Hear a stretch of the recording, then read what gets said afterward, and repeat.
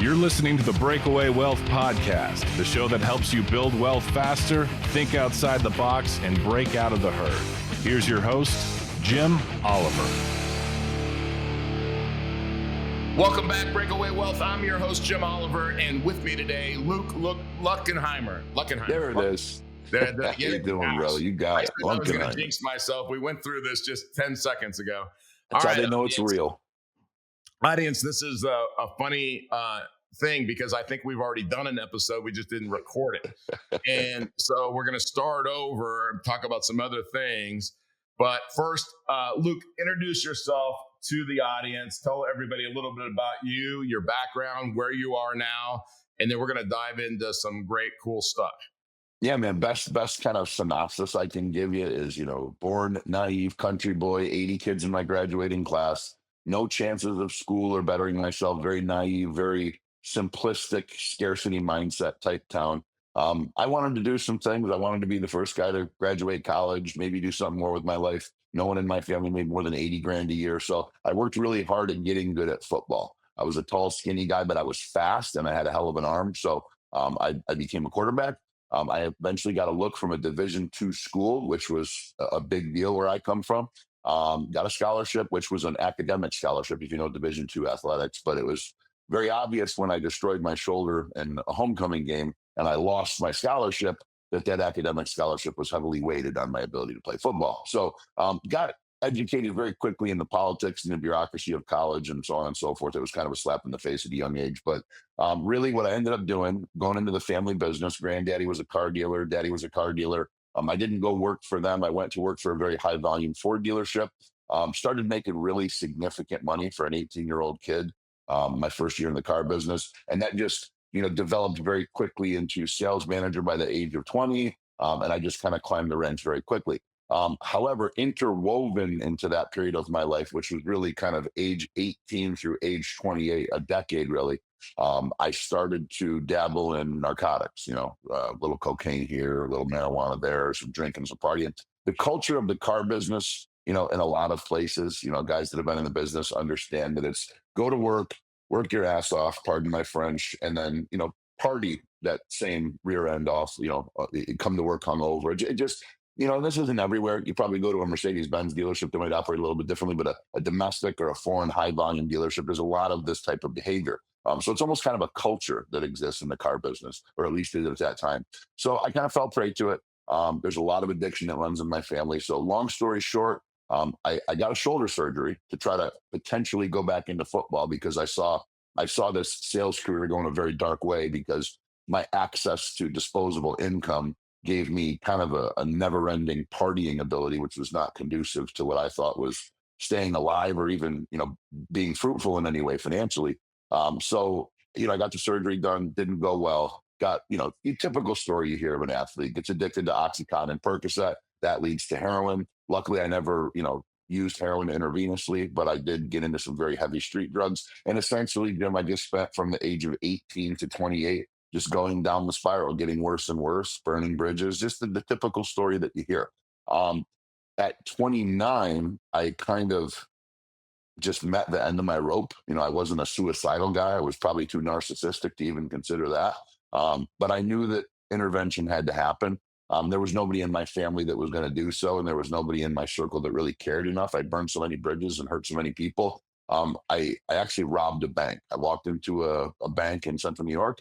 I held up the bank, and my mindset at the time was get the money, get drugs, go move. But I can tell you subconsciously, I was putting myself in a position where hopefully, law enforcement or somebody would intervene and I would, just get thrown in a cage and have to sweat it out because I couldn't get off the drugs myself.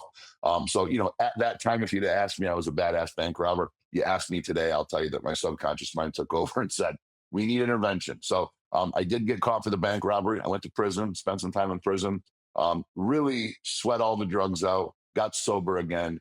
Now I'm 30 years old. I spent my 30th birthday in a very northern New York Adirondacks, 12 degrees below zero shot camp, which was an opportunity to get a little bit off your jail sentence. It's a paramilitary boot camp. You're jogging 5 miles. It's negative 13 degrees. Guys are screaming in your ear. And at that time, I just realized this is not the lifestyle for me. I got to either do something different. Luckily, the narcotics were out of my body, and I had a chance to think clearly for once. And I started to appreciate things that I didn't appreciate before, like music and conversation and memories. And, I came out of prison a very changed guy. And I'm one of the few statistics that the correction system actually corrects, I think. But once I kind of stepped out and had freedom again and was sober, it was almost, and not to sound, prophetic here, but it was really a rebirth. I had Yeah. a chance again.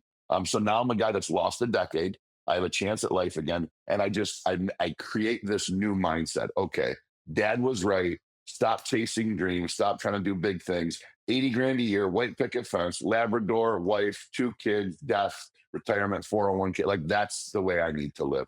So I chase that. And, my tail goes from that to going back to a 9 to 5 job, getting fired from the 9 to 5 job because I was a felon, even though I disclosed that on my application. And then some intervention happened. I went to work for a guy, partnered in a car dealership, as a wholesale partner. It went well. He was an addict. I got robbed. Got my stores up to about $40,000, $50,000 saved up, which is more money than I ever had saved in my life. Things were looking pretty good. Got robbed, back down to zero. This close to considering using drugs again, but luckily my mind intervened, and ultimately what happened is a guy that I had worked for previously knew that I was a very capable salesperson, reached out to me and said, "Hey, would you like your old job back?" I went, I did that job, and I went at it with a very ravenous work ethic. I just wanted to go back into sales and make a lot of money and set myself up with a nest egg and just try to have some cushion to my life and just go to work. And lo and behold, about 60 days into working for him, he comes to me and he says, "I heard you made some money with this guy doing a car thing. I always wanted to be a partner in a car thing. What do you say we partner and open up a car dealership?" And, that is just a testament to success breeds success. This guy saw me working very hard. He saw me tearing up his sales floor. He saw a motivated guy who was clean and just wanted to work. And he saw talent that I didn't see. And he offered me a $150,000 investment to open a small car dealership. That turned into buying him out 4 years later, scaling it to 3 car dealerships, getting a little bit over a $10 million valuation on those 3 businesses. And that kind of branched off into a whole different entrepreneurial subset of my life, which we can speak about if you like, but turned me into a sales trainer because I learned that it wasn't my business acumen or my knowledge of cars. That I wasn't a good car dealer because I was a good car dealer. My dealerships did well because my salespeople were assassins and I was very good at training them. So I ended up, doing a little bit of research on the sales training marketplace and deciding that that's where I felt that I belonged. And that's the road I've been walking for about the past 24 months now, man, which brings me here. Nice, man. I love that. Thank you for sharing that. It's funny. We have a couple things in common, and we have a couple things that are like total opposites. Like I grew up in Los Angeles. I was the only white kid on my football team. I, grew up really poor in the neighborhood. But I remember thinking, I got to get out of LA because if I am, so the only way I'm going to get out is I'm either going to go to school or I'm going to rob that bank. Right. Yep. And Yep. thank God that I got the call to go to school in Missouri. Right. I thought Missouri was I say like St. Joe, Missouri. It's not the end of the world, but you can see it from there. And I'm just kidding. But it was a big change for a LA boy. Let's just put it that way. I'm sure. What I thought was a small town, which now I've learned that isn't that small, but it was a shock. But I wanted to be a Navy SEAL back in the day, and so I go down to join the Navy because I feel like that's the first step. And they bring me into, me and my buddy are going to join the same time. We go in a room, and he says, "Jim, you have a felony for grand theft auto when you were 13. You can't join the military." And it's like, how do you guys get that? Yeah, I thought that was sealed. I thought I was That a was juvenile. sealed. Yeah. Yeah. Then they said, not to us. It's not sealed. And I thought, so my friend, he's going in the other door. They're going to swear him in, right? Yep. Yep. He's like, no, no, I'm not going without him. By the way, he ended up owning a big roofing company, and I've done all right too. So like, Awesome. but those choices that we make in our lives, the bad choices, how we learn from that, but being resilient, right? Is I believe everything is energy. So when there's negative energy, negative thoughts, it takes 17 seconds for that to attract more negative thoughts, Mhm. more negative energy. Conversely, in addition to that, it takes 68 seconds for that thought to create momentum. So it takes Okay. four thoughts. Now you got momentum. So your negativity, when somebody says, well, how the hell did that get out of control? Very quickly, right? Hmm. So Hmm. how do you kill negative thoughts, negative energy, positive thoughts? That's all you got to do. That's how Yeah, you I think derail. it's easier to be negative. Wouldn't you? Would you agree? You know, it's a Absolutely. hell of a lot easier to say, "Screw this. This guy's an ass. This is a problem. This is everybody else's fault but mine," which perpetuates that very quickly. It's much harder to find a solution. Well, and nobody wants to say, but you said this, and this is where I felt that vulnerability is you said had a lot of victim mentality, right? You either Mm, said that before that or you just said it just there. But mm, and I understand that. I would say, well, I grew up poor, I was homeless at one point in time. I would tell this story, and now I think, but that made me stronger, right? The mistakes you made you stronger. It's our superpower. Scars are how we recognize each other. I mean, mhm. and in my belief system, I believe Jesus is the Son of God, that he did die on the cross and he resurrected. But doubting Thomas wanted to see the holes in his hands Yeah. to know that it was Jesus. Because if he didn't Mhm. have any holes in his hands, it's not him. Yep. Okay, so my point is that we recognize each other by our scars, right? So your scars, my scars, they're our superpower, right? And without them, we wouldn't be who we are. Okay, so now you go through all of that. You have this passion, this ability, this talent for sales. Now, I want to talk about something because this is really super important. Is the thing that stops people from buying cash flowing assets and stop exchanging time for money and having their assets provide their lifestyle is they don't know how to go get a deal, Mhm. and they don't know how to structure the deal, sell the deal. Okay, Yep. so I want to just kind of pick your brain in this, kind of what you did with the car dealership, but we'll use something generic. Is I'm going to go buy a real estate portfolio from somebody who owns a real estate portfolio, and let's just say they're in their 70s, right? And I want to sell them on the idea they're going to sell or finance 100% of it. Mhm. So I'm going to come to the table with no money, right? By the way, I've done this before. I've had Mhm. people do it before, but it takes sales, right? It takes your ability to present something. So I want to talk about how, because this is where people get stuck, Luke, is they say, I just don't know how to get started. Mhm. I don't know how to go find a deal. I know you want me to sell cars, but nobody came in today. Well, there's somebody out there that needs a car, right? Like, go find them. Yep. Like even the guy, the pizza delivery guy. If he pulls up in a piece of shit, maybe we can get him a new car. Like, Mhm. I don't know. So talk about like some of the basic. Try to think like how to develop some skills or confidence, because confidence. We talked about before we started recording. We talked about lifting and training and eating a little bit. Is it's it's preparation, right? It's execution. But you got to have a plan. I If I say, well, I'm just going to go lift weights today, yeah, I'll be back. I'm not going to do that today. Like for me, today was push day, right? I'm doing chest, I'm doing shoulders, I'm doing triceps, I'm doing everyday core, and I'm doing push on legs for today. Today was Mhm. volume push. And so I have a plan. I know it's Friday. This is what I do. So talk Yep.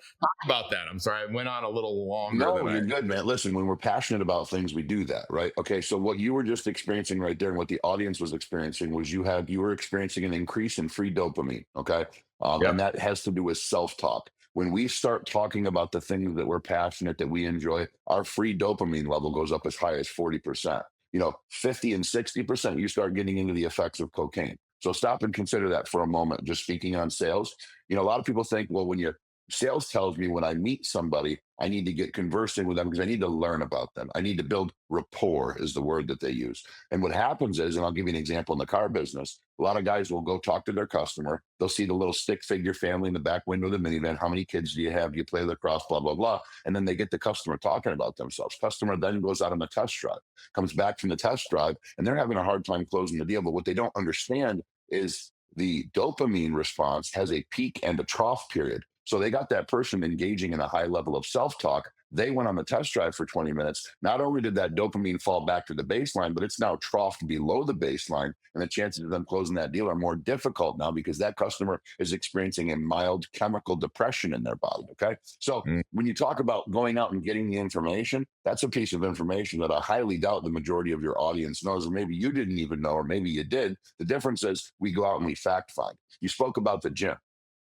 When I wanted to Mhm. learn how to become a big guy, okay, I had a mother who was an ACE certified fitness instructor. When I was in my mid-teens, mom, I want to get huge. I got to go play D1 football. What do I do? Oh, honey, eat cans of tuna. Eat the Yeah, tuna right out of the can. I Okay, remember no that. bread, no crackers, no red meat. You want to get huge? Eat tuna fish. Okay, Yeah, a creatine-filled, clean fish. That's how I'm going to put on body mass. This is the instructions I was given as a naive kid who just looked at the resources around him. Later found out that I needed a significant calorie surplus. I'd have been better off drinking whole milk and eating peanut butter and jelly sandwiches at 13 and 14 years old, right? So yeah. that just goes to the fact that if we don't go to the individual that has the information that we do, what I later learned on in life was basically this, the point I'm trying to make.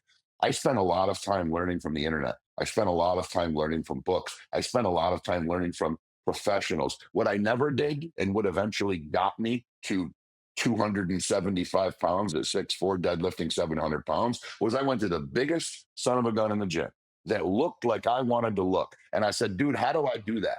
How do I look like you? And he said, do you really want to know? And I said, I really want to know. He said, if I tell you, are you going to actually do it? I said, bro, I'll give you my life. I want nothing more in this world than to stop being tall and skinny. I want to be big and huge. What do I do? And just like any other mentor, when they see conviction and they see somebody willing to exchange value, because I told the guy, I'll prep your meals, I'll cook your food, I'll buy your supplements, dude. I'll go run and get your steroid. Like, what do I got to do to learn from you? And I Yeah. think this holds true for entrepreneurship as well. When you go to an entrepreneur, you go to somebody that has what you want or is who you want to be.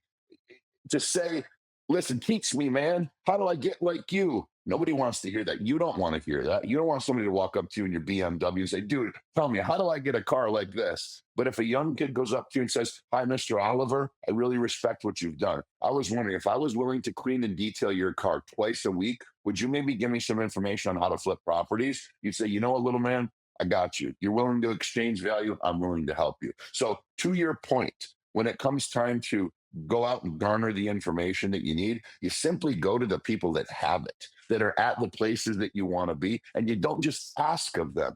You give, you selflessly give and say, listen, I'll do whatever you need me to do because I want that thing more than I want anything else in this world. And that genuine discourse, that frequency of authenticity is something that we talk about in Paid to Persuade. It's the most effective conversation you can have is authentic discourse, more than intelligent conversation, more than negotiation. The frequency of authenticity resonates 4 times higher with another human being. And when they're aligned with you and they like what the conversation, where it's going and what you're discussing, and they feel that you're passionate about it, there's a law called the law of constructive interference that happens with those frequencies. You talked about energies before the podcast. That's a very real thing. We can actually feel that. The same way people Mhm. can walk into a room and feel that the TV's on, you can feel the frequency of authenticity for another human being. So when we talk about sales, just to your question, to get over that hump, you said a very important word, man. You said confidence. Okay. And that Mhm. is the absolute key to effective selling. A confident salesperson, we can talk about salespeople, entrepreneurs,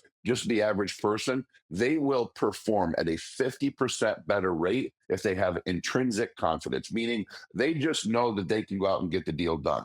You told me a story about negotiating to get the wheels on your BMW that you needed. Okay. You Yep. knew you could get that done. You said to Yeah. the sales, like, listen, bro, I don't want to hear the sales managers in the office. Just Yeah. take me to him. I'll Yeah. do the rest, right? Yeah. And it's not the words that you spoke to the BMW manager. It's the fact that you walked in and said, dude, we got to get this done and we're going to get it done. Just tell me how we got to get there. And the guy was like, you know what? Just do it. Because he felt that confidence that you exuded. And that is the most powerful thing that you can put out in a sales conversation. How do you get there? That's a great question. It's a little bit different for everybody, but it boils down to you have to self-identify.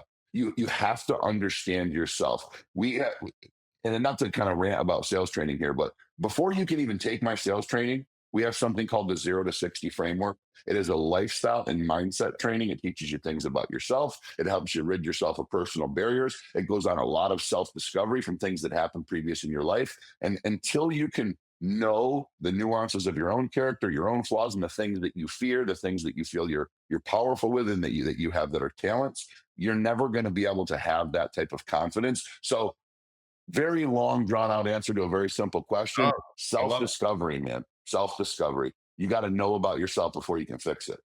So you said a lot of cool stuff right there, but I think I'll piggyback my story of sales and how I became in sales. When I was trying to go to school, trying to play football, trying to like do something with my life, I got hired at Gold's Gym, right? And I was in great shape. I lifted all the time, and they said, and they said, hey, we want to hire you. And I said, oh, like as a personal trainer? Like, I'm 18 years old. I'm thinking, yes. And they said, no, as a sales guy. I was like, I don't want to be a sales guy. That's what you think of me? That's all you think I can do? Yeah. Right. And so I sold 70 memberships the first month. Now, why? Because I was in good shape. I was confident. I would literally say to somebody, look, dude, you think your girlfriend wants to hold on to these arms or that? Like, boom, where do I sign? Right? Like, Yep. I know that sounds funny, but I was a dipshit 19-year-old, It's whatever. real. And so, but I had the confidence, right? So, Mhm. so fast forward, I get my girlfriend pregnant. She's gonna have a baby. She says if I don't marry her, I'm never gonna see the baby. I marry her. We move to Denver. No, not a soul. I get in the financial services business, and I'm told, this poor kid from Inglewood. I'm told I gotta have the right suit. I gotta have the right shoes. I gotta have the right tie. And I'm like, man, this is just not me. It just didn't feel right. I'm going to go talk to these. I talked like an inner city black kid, right? Mhm. Not, like an inner city kid, Heather. Let's put that. No, if you talk like an inner city black kid, you talk like an inner city black Heather's kid. the Like, it's editor. just what it is. I talk like an inner city kid. Like nobody's buying financial services from me that is a doctor, went to a private school, blah, blah, blah, blah, blah, right? Mhm. But then I was driving and I was struggling and I was like, what? And I'm going and I'm prospecting. I'm doing all the things. Tom Hopkins. I'm listening to Tom Hopkins. I'm listening to those. I wore those cassette tapes out, man. And then I drove through this industrial area. Well, when I was a kid, I worked in a casket factory swinging a hammer in the summers when I was 13 years old. This looks familiar to me. Mhm. So I walked up, started talking to the owners of these little businesses. Guess what? Nobody in the financial services world was trying to sell them. Yeah. Nobody. Mhm. All of a sudden I had, and all of a sudden my sales went like this. Boom. All the Yeah. guys that had the right ties on, they're looking at me like, dude, you got the wrong tie. You don't even, like you got the wrong shoes. Those shoes, nobody's buying anything from. But my sales went up because Yeah. I'm in there working with the blue collar business people. Tell me a little bit about your business, Luke. Tell me about the car business. Tell me about the car business. Tell me about the car business. I'm just asking you about you Mhm. over and over and over again. Well, two things happened. I learned a lot about how to run a business. Mhm. I got really confident about going and talking to other business owners. And also, because I could say, well, you know what this other guy did when he had the same problem you had, Luke, in the car business? This is what he did. Mhm. Well, Jim, hey, have you ever thought about wanting to partner with somebody and like maybe you could bring some of these ideas and implement some of this? Well, yeah, I mean, I'd be interested in doing that. I don't have any money, so I'll tell you what, we'll just evaluate the business based on what it is now. And then everything that grows, I get 49% of that. Is that fair to you? Fair to me? Yep. Okay, boom. I was dumb, right? I went to public school, solid 1.2, 1.3 student. So, I mean, I had to make it simple. Yep. But my point is what I learned is something that you just said. I was just being me. Yep. I was just being authentic. And I was educating people based on what I learned from somebody else. So can I interject Yeah, there? So absolutely. something that you did that is a pivotal part of our sales training. You did something that is one of the most fundamental pieces of the human condition that relates to selling, and that is everybody loves to feel like they're a part of something, right? Everybody loves to feel like they're experiencing wins that other people have won, or they're going to be experiencing a win that somebody else has won. So when you said hey man, I was over at this other business and this other guy did this thing, and I think it's similar to what you're doing, and I can help you. You had no idea at the time that you were doing it, but you were using a razor sharp sales technique that's incredibly effective, which is simply relating something to somebody else who's experienced a win and then offering it to that individual. Everybody loves to feel like they're a part of something. There's three things about the human condition that are very relevant to sales. One is everybody loves great news. So no Yeah. matter whether you're bringing a price forward that's 10 times higher than they're expecting, hey, I've Yeah. got great news. I know that you wanted to pay 10 grand, but it's 110, and that's great news. Well, why is it great news? Let me explain it to you. But that precursor,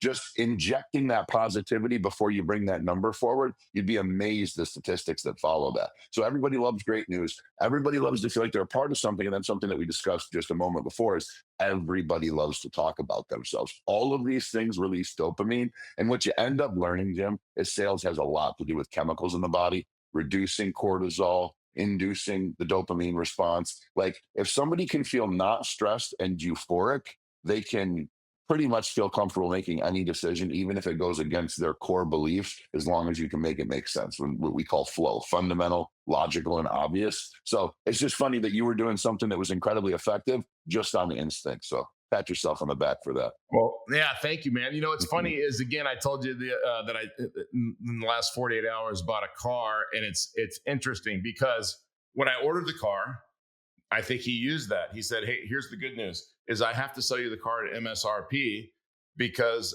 you're ordering the car and it's not released yet. We don't have a VIN, we don't have anything. You know, like you get to build it, we get to order it the day that we can order it. I'm ordering your car, right? Mhm. So now he just eliminated all negotiation, Yep. right? Good news. I'm going to sell you the car at full retail.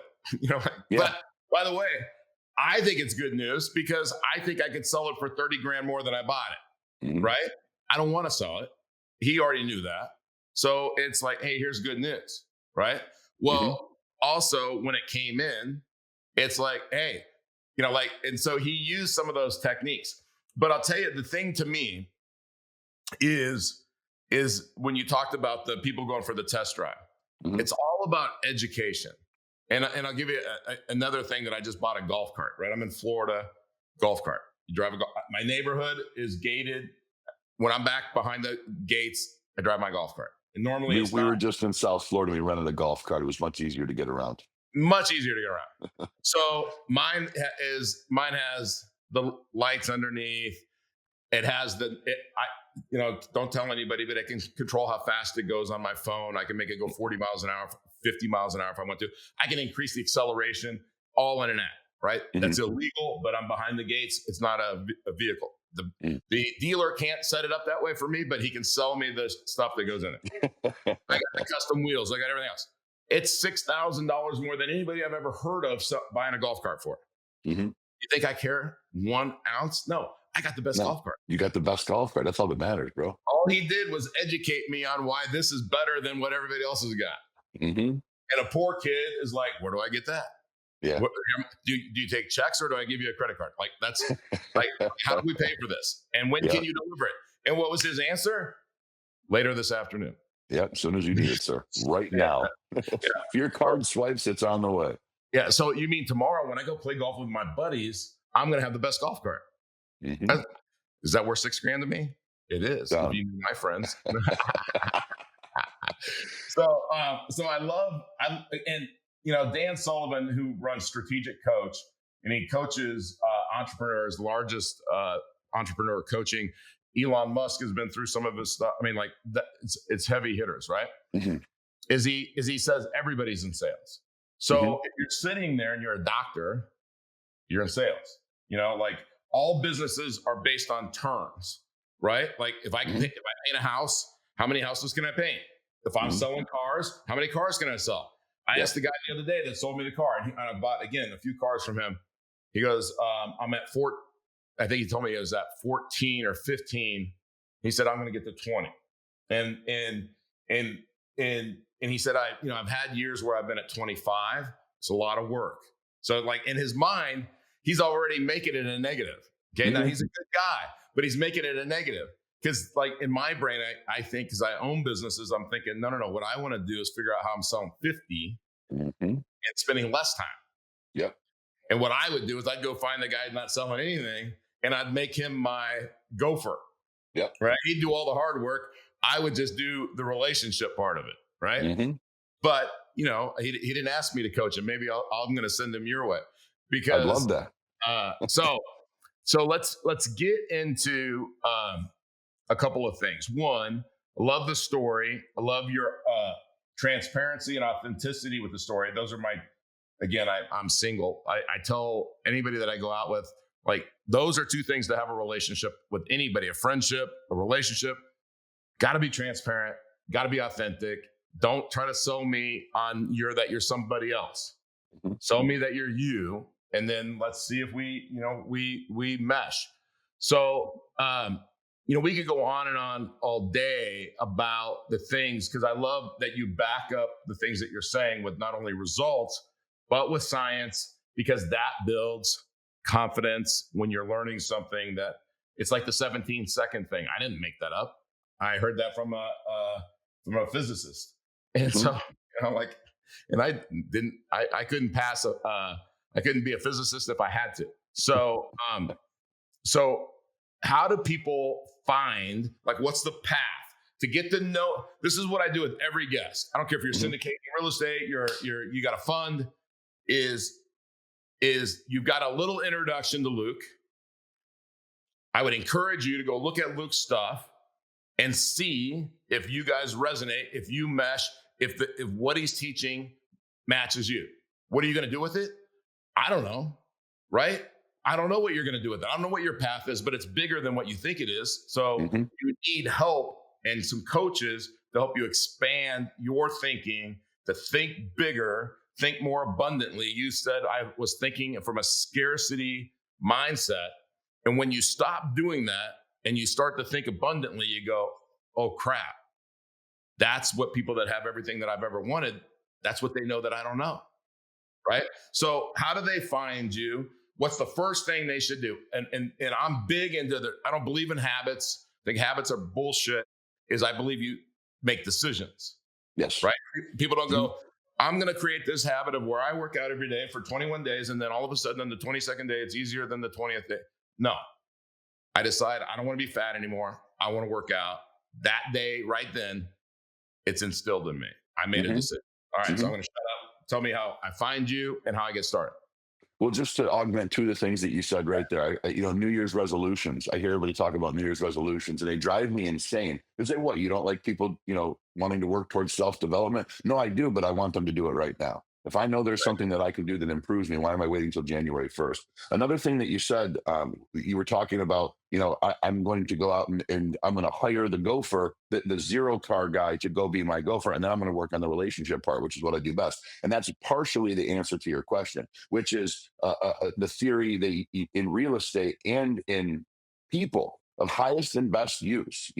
When you take somebody who's very clearly not cut out to do a particular task and you force them into that task, they're going to perform at a subpar level. If you take somebody who's very obviously talented at something like relationships or negotiation or engineering or planning and development, and you put those people to that task, it has to do with business growth. The best way to build your team is to put each individual in the place that they're going to flourish, right?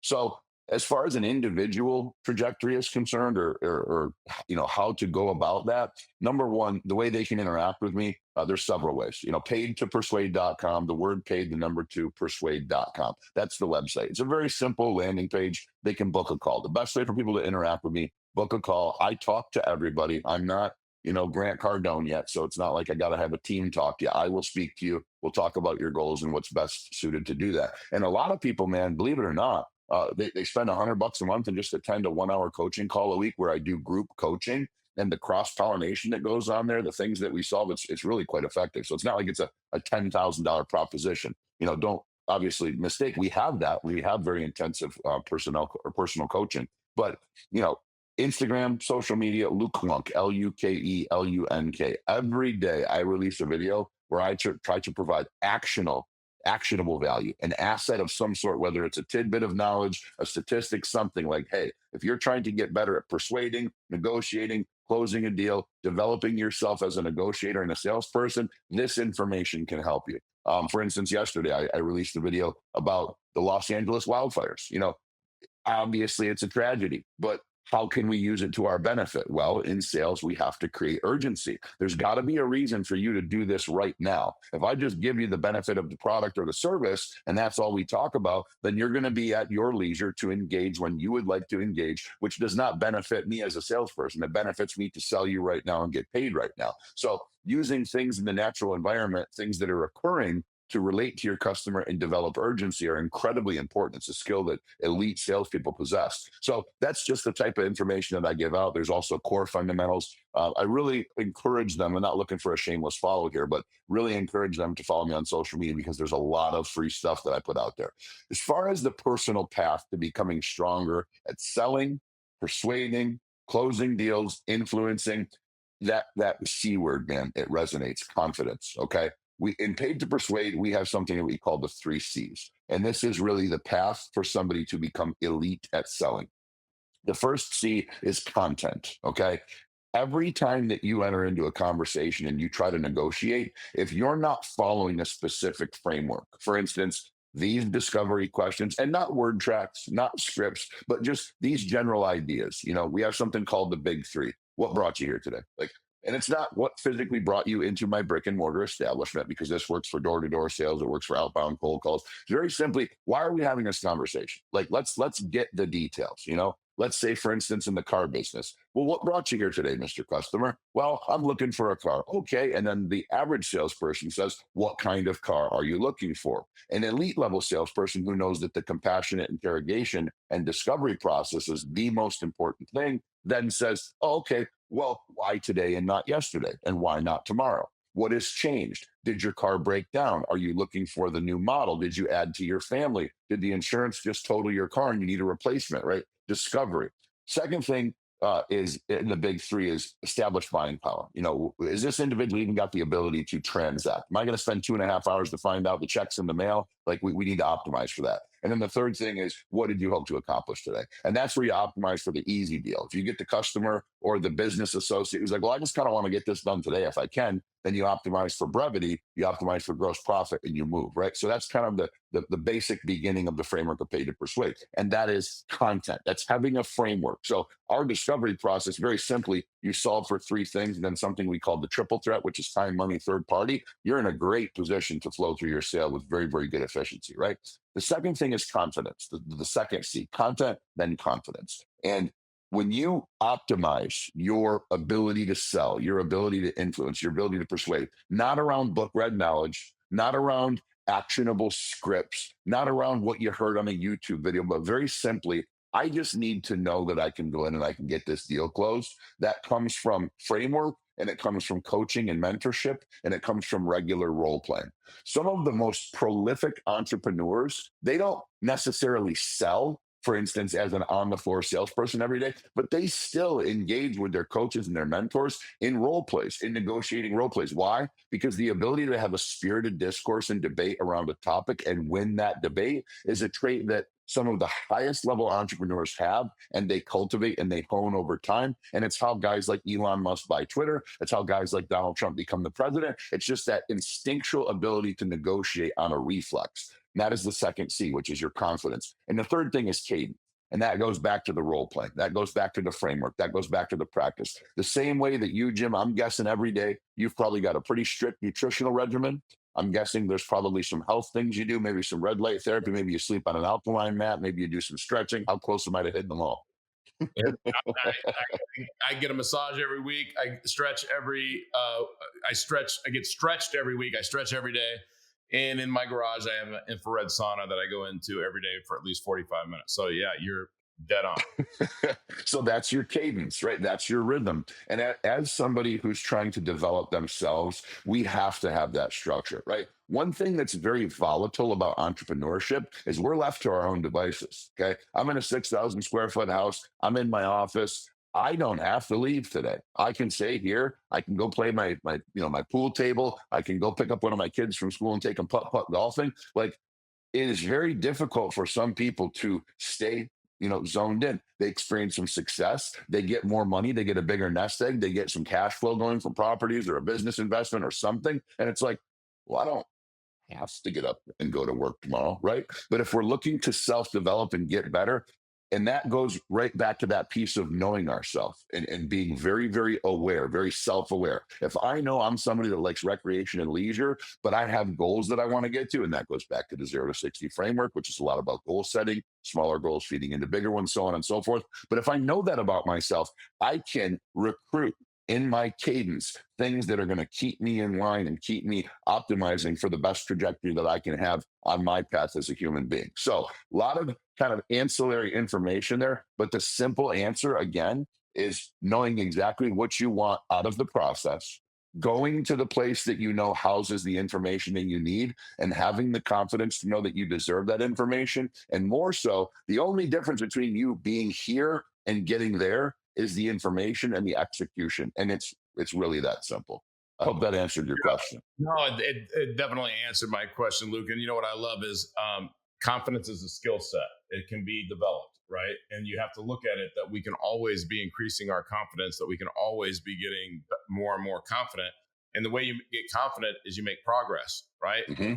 When you go into the gym, it's really easy. That's what I love about the gym is if I'm doing bench press, just to make it something that everybody's tried Hmm. it at some point in time in their life. And if I just keep on increasing my strength, then guess what? I'm getting stronger. And Hmm. what I tell people, because I think this is important, I'm 59 years old. I will tell you, I feel better or as good as I did when I was 39. People that tell you, hey, once you hit 50, once you hit 60, you're going to have aches and pain.